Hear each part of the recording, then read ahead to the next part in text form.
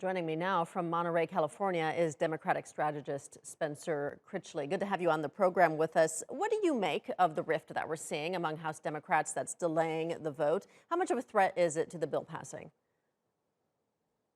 So far, actually, I'm not as worried as many people seem to be. We seem to have forgotten, given how used we've all become to folks making absolutist demands on each other, that this is largely the normal democratic legislative process. People stake out positions and they try to bargain as hard as they can for what they want.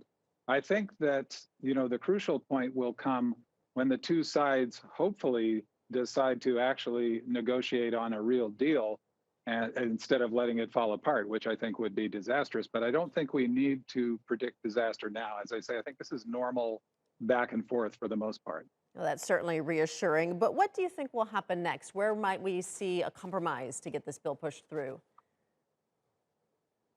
Well, we hear a lot of, suggestions coming out of the various camps, the moderates, the progressives, especially Senator Joe Manchin.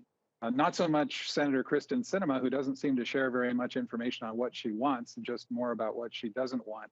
I would imagine we're going to have to see some giving and taking on the size of the number on the Build Back Better package, the larger of the two, currently at $3.5 trillion. Although, the focus on just that dollar amount is quite misleading. It's spread over 10 years and it's paid for by tax increases and skewed very much towards the wealthy and corporations. But I think we will have to see some give on both sides to get to an agreement. It doesn't sound like Senator Manchin in particular is prepared to be very flexible. He's going to have to come up some, and the progressives may very well have to come up down some as well. hmm How critical do you think this is for Biden to get this legislative agenda pushed through? I mean, whether he's successful or not, do you see it having any kind of long-term impact, looking ahead to the midterm elections, which I know are just still over a year away? Yes.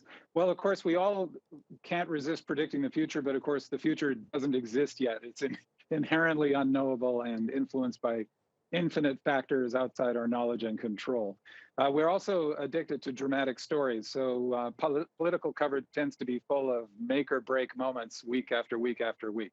I would say, though, it is very important for President Biden to get something substantial done, especially because with the nature of presidential politics in the United States these days, unfortunately, a new president doesn't get very much time to get big things done before the opposing party, especially in the case of the Republicans, I would say, just is able to clamp down and try to prevent any further progress. All right, we'll leave it there for now. Democratic strategist Spencer Critchley, thank you.